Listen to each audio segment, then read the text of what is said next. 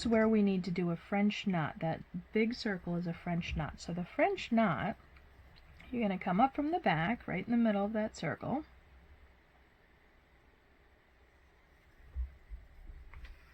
Come all the way out.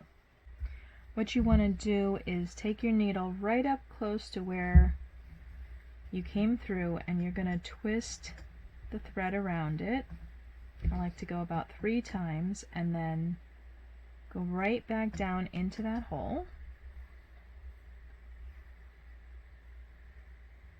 Pull your thread until it comes all the way down, and then you've got a little knot there.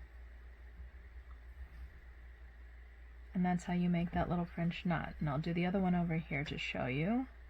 I'm going to come up right in the center of where we want to put our knot, and then hold your thread out one way, take your needle, and right up close to your fabric, you're going to wrap the thread around your needle. I do about 3 times. If you want it a little bigger, you can go more than that. But then stick your needle right back in with your thread wrapped around it, and then slowly pull the rest of your thread through, and you should end up with a knot.